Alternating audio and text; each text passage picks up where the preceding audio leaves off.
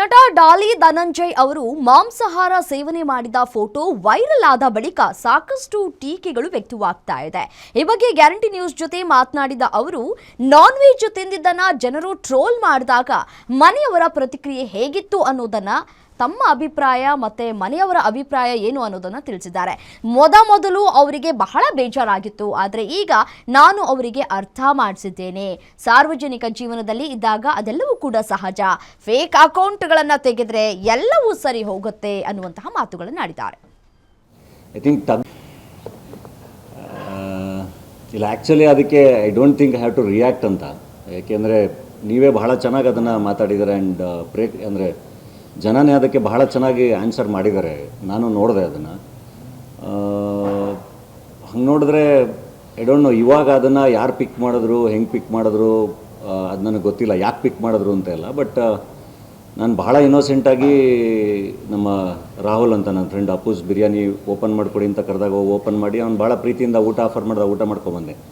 I think ಟಗರು cinema ಆದಮೇಲೆ ಟಗರುಲಿ ಭಾಳ ಫೇಮಸ್ ಡೈಲಾಗ್ ಅದು, ಬೇಬಿ ಬಿರಿಯಾನಿ ಎಷ್ಟು ಚೆನ್ನಾಗಿದೆ ಗೊತ್ತಾ ಅಂತ. ಆ್ಯಂಡ್ ಪಾಪ್ಕಾರ್ನ್ ಮಂಗಿ ಟೈಗಲಲ್ಲಿ ನಾನು ಯಾರು ಗೊತ್ತಾ ಶಿವಮೊಗ್ಗ ಸ್ಪೆಷಲ್ ಬಿರಿಯಾನಿ ಅಂತ ಹೇಳ್ತೀನಿ.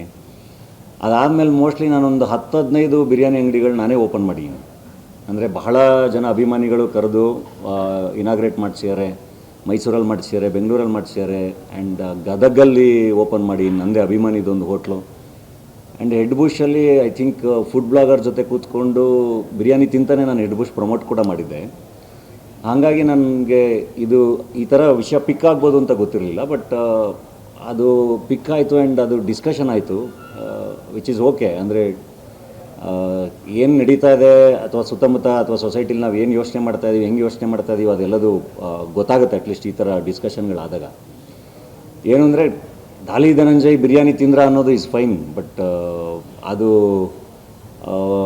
ಏನೋ ಲಿಂಗಾಯತರೆಲ್ಲರೂ ಬಿರಿಯಾನಿ ತಿಂತಾರ, ಮಾಂಸ ತಿಂತಾರ, ಅಲ್ಲಿಂದ ಬ್ರಾಹ್ಮಣರೆಲ್ಲರೂ ಮಾಂಸ ತಿಂತಾರ ಅಂತ ಸಮುದಾಯಗಳನ್ನೆಲ್ಲ ಹೇಳ್ಕೊಂಬಂದಿರೋದಿದೆಯಲ್ಲ, ಅದು I think that was not needed ಅಂತ ಅನ್ನಿಸ್ತು. ಡಾಲಿ ಧನಂಜಯ್ ತಿಂತಾನ ಓಕೆ, ಅಥವಾ ನಾನೇನಾದರೂ ಮಾಡ್ತೀನಿ ಓಕೆ, ಡಾಲಿ ಹಿಂಗೆ ಮಾಡಿದ್ರೆ ಓಕೆ. ಸೊ ಅದು ಐ ಥಿಂಕ್ ಅದನ್ನು ಫಸ್ಟು ಶುರು ಮಾಡಿದವ್ರ ಇಂಟೆನ್ಷನ್ಸ್ ಮೋಸ್ಟ್ಲಿ ಅದು ಒಂದಿಷ್ಟು ಜನ ಎತ್ಕೊಟ್ಟೋ ಇಂಟೆನ್ಷನ್ಸ್ ಇತ್ತೋ ಏನೋ, I don't know. But I am not affected. ಮೊದಲೆಲ್ಲ ನನಗೆ ಅದು ಭಾಳ ಅಫೆಕ್ಟ್ ಆಗೋದು. ಇವಾಗ ಐ ನೋ, ಅಂದರೆ ನಾವು ಸರಿಗಿದ್ದಾಗ ಅದ್ರ ಬಗ್ಗೆ ತುಂಬ ತಲೆ ಕೆಡಿಸ್ಕೊಳ್ಳೋ ಅವಶ್ಯಕತೆ ಇಲ್ಲ ಅಂತ. ಎಲ್ಲರಿಗೂ ಅದು ಸಹಜ. ಅಂದರೆ ನೀವು ಸೋಷಿಯಲ್ ಮೀಡಿಯಾ ನೋಡಿದ್ರೆ ಐ ಥಿಂಕ್ ಫೇಕ್ ಅಕೌಂಟ್ಗಳಿಂದ ಎಸ್ಪೆಷಲಿ ಯಾರನ್ನು ಬಿಟ್ಟಿದ್ದಾರೆ ಹೇಳಿ, ಅಲ್ಲಿ ಯಾರನ್ನು ಬಿಟ್ಟಿದ್ದಾರೆ? ಯಾರನ್ನೂ ಬಿಟ್ಟಿಲ್ಲ. ಒಂದು ಥರದ ಅದು ಸ್ಯಾಡಿಸಮ್. ಅಂದರೆ ಫೇಕ್ ಅಕೌಂಟ್ಗಳು ಇಟ್ಕೊಂಡು ನೀವು ತುಂಬ ದೊಡ್ಡವರಿಂದ ಹಿಡಿದು ಲೆಜೆಂಡ್ಸಿಂದ ಹಿಡಿದು ಯಾರನ್ನೂ ಬಿಡ್ತಾ ಇಲ್ಲ. ಅಲ್ಲಿ ಯಾರು ಹೆಂಗೆ ಬೇಕಾದರೂ ಏನು ಬೇಕಾದರೂ ಹಾಕ್ಬೋದಲ್ಲ. ಮೊದಲೆಲ್ಲ ಆದರೆ ಕುತ್ಕೊಂಡು ಬರೆದು ಯೋಚನೆ ಮಾಡಿ ಒಂದು 100 ಸರಿ ತಿದ್ದಿ ಅದಾದಮೇಲೆ ಅದನ್ನು ಪೋಸ್ಟ್ ಮಾಡ್ತಾಯಿದ್ವಿ. ಇವಾಗ ಹಂಗೆ ಇಲ್ವಲ್ಲ, ಇಮಿಡಿಯೇಟ್ ಪೋಸ್ಟ್ ಮಾಡ್ಬೋದಲ್ಲ. ಹಿಂಗೆ ಬರೋದು ಹಿಂಗೆ ಪೋಸ್ಟ್, ಅವ್ರಿಗೆ ಅದು ಸರಿನೋ ತಪ್ಪು ಅಂತ ಯೋಚನೆ ಮಾಡೋ ಅಷ್ಟರಲ್ಲಿ ಪೋಸ್ಟ್ ಮಾಡಿಬಿಟ್ಟಿರ್ತಾರೆ. ಆ್ಯಂಡ್ ಆ ಫೇಕ್ ಅಕೌಂಟ್ಗಳು ತೆಗೆದ್ರೆ ಆ್ಯಕ್ಚುಲಿ ಅರ್ಧ ಪ್ರಾಬ್ಲಮ್ಗಳು ಸಾಲ್ವ್ ಆಗುತ್ತೆ.